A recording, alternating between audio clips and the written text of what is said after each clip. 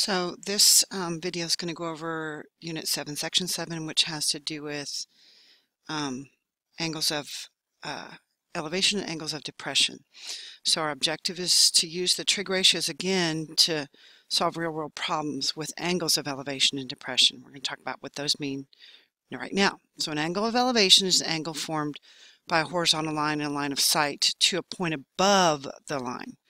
In diagram 1, this diagram down here, so our line of sight is here, as that dashed line, and so when we're looking up at something, that's our angle of elevation. Now, when we're talking about an angle of depression, again, we got our line of sight from the pilot up here, and then he's looking down at the tower. So that's an angle of depression.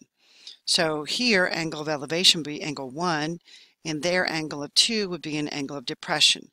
Now, I want you to notice something when in this drawing, that this horizontal line up here, line P, and this line down here, we'll call it T, those lines are parallel because they're both lines of sight that are horizontal. So if we look at angle 1 and angle 2, those are alternate interior angles. So we know that those angles are going to be congruent because they are alternate interior angles. So now let's work a couple problems.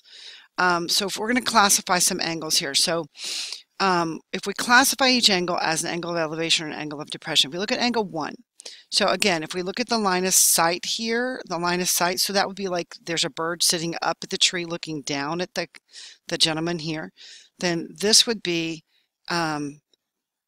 an angle of depression because the bird is up here, line of sight is here, and he's looking down at the person. Now, if we were to look at angle 4, on this one, we're talking about, again, the line of sight is here with angle 4, and it would be like a frog sitting down here at the bottom of the tree, and the frog is looking up at the gentleman's eyes or at his face. So this would be an angle of elevation. So we're going to use some of these now in some problems. So in example 2, it says find the distance by using the angle of elevation. The C-Space needle casts a 62-meter shadow. Shadows would be on the ground. If the angle of elevation from the tip of the shadow to the top of the Space Needle is 70 degrees, how tall is the Space Needle? Round to the nearest meter. So the first thing we're going to do is draw this. So if we draw this sketch, we're going to see that the tip of the needle is up here, and the height of the needle is going to be our Y right here. It talks about the tip of the shadow to the top of the Space Needle, so that would be this angle right here, 70 degrees. Excuse me, and then it casts a shadow of 67 meters. So once we have this drawing, then we can talk about how we're going to work this problem. So when we go here and we're going to try to find the height. So we want to see how the 70 relates to the Y in the 67. So if we look at across from it, then we know that this is our H. We're not going to use H because we don't have it and we don't need it. But this would be our opposite, and this would be our adjacent. So opposite and adjacent, again, if you look at your formula sheet, take into account the tangent ratio. So that's the ratio we're going to use here. So we're going to say the tan of 70 is equal to Y over 67. If you recall, again, when we were trying to get rid of the 67, we multiply it by both sides. So that's going to give us 67 tan 70.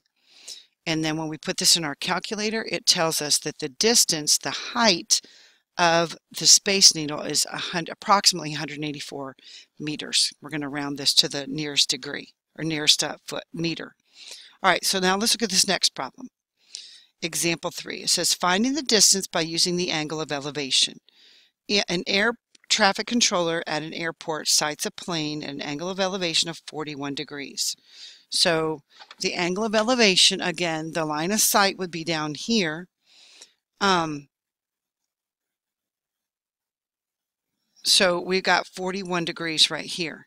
Now what we know, again, is that that 41 degrees also exists up here because, again, these are alternate interior angles. It says that the pilot reports that the plane's altitude is 4,000 feet. So that means our 4,000 feet is going to be out here. because that's the altitude of the plane. And then it's asking us what is the distance between the plane and the airport. So that's what we're looking for, the distance right now. So again, we need to look at what do we have, what do we need. The 41 degrees here, if we look, again, this would be our hypotenuse because it's opposite our right angle. This would be opposite, this would be adjacent. That ratio is the tangent ratio. So we're going to say the tangent of 41 is equal to 4,000 over d. Again, we're going to swap positions with the tan 41 and the d, which are variable. So d is equal to 4,000 divided by tan of 41. And then we're going to put that in our calculator to get our answer. So our tan of our 4,000 divided by tan of 41 is 4,601 feet. Okay, let's go on to our next problem. So this time it says, suppose a plane is at an altitude of 3,500 feet and the angle of elevation from the airport to the plane is 29 degrees. What is the horizontal distance between the plane and the airport now?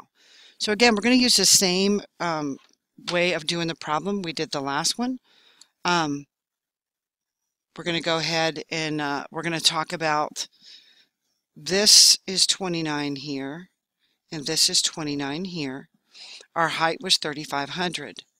So again, and we're looking for this distance down here. So again, when we talk through this problem, we're going to say the tan of 29 is equal to 3,500 over d.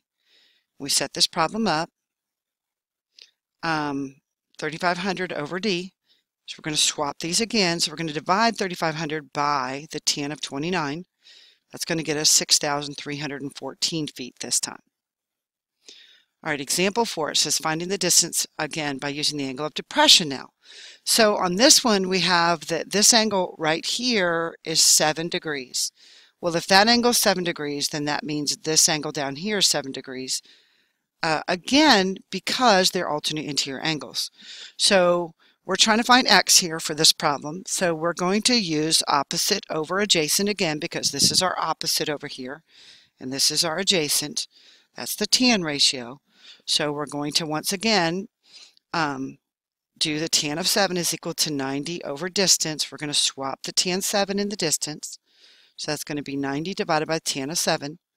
So that means our distance is 733 feet.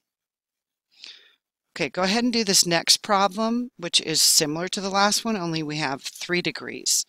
And we're going to try to find the distance again, which would be our x in this problem. So put me on pause, go do the problem, then come back to me. So again, this is 3 degrees up here. That means this is 3 degrees down here. We have our opposite and our adjacent again. So we're going to say the tan of 3 is equal to 90 over x. And we're going to swap the tan 3 and the x. So 90 divided by tan 3. This time it's 1,717 feet. So example 5 says a pilot flying at an altitude of 2.7 kilometers sights 2 control towers directly in front of her. The angle of depression to the base of one tower is 37 degrees. The angle of depression to the base of the other tower is 58 degrees. They want to know what the distance is between the 2 towers. So the first thing we need to do is draw this. So I'm going to go ahead and draw the ground and our line of sight up here. And this first angle, this one is going to be 58 degrees over here. So I'm going to say that this is 2.7 kilometers tall or high, that's the altitude, and then 58 degrees. Then we have another one that is a 37 degree.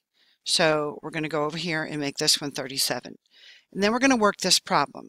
So as we step through this problem, we're going to talk about how we're going to use what ratios to find what we're looking for. So on this one, I'm going to go ahead and show you all these parts again. So this time I'm going to label that the distance for the first tower to be x, the distance for the second tower to be y, and the distance for both towers to be z ultimately. So I'm going to find this distance x right here first. So again, we have our opposite of the angle and our adjacent of the angle. So that's the tan ratio. So we're going to do the tangent of 58 is equal to 2.7 over x. We're going to swap these two, the tan 58 and the x, and that gets us 1.7 kilometers for x. Then we're going to do the same thing for solving for z. And this right here, this length right here, the whole length is z. So when we do this, let me go ahead and put z up here.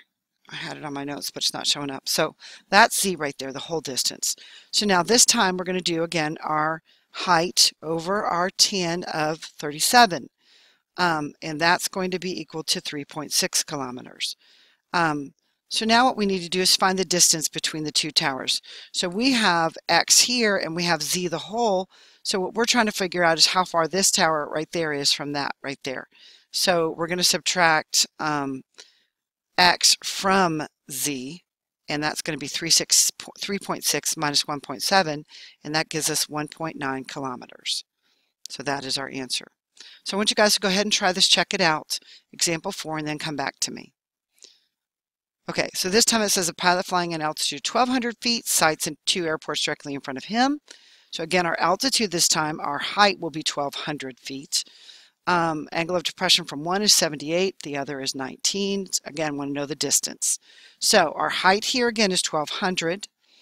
Our distance here is y, our distance here is x, and then our whole distance is going to be z again. So when we walk through this problem, we can say that the tan of 78 is 1,200 over y again. Swap tan 78 and y. That's going to give us 2,551. Then we got to solve for z. When we do this, again, it's tan of 19, 1,200 over z. Swap the tan 19 and z again. That gets us 851 feet. Then we're going to subtract those two measures to find out what the value of x is. So when we subtract 2,551 from 34,851, we get 32,300 feet.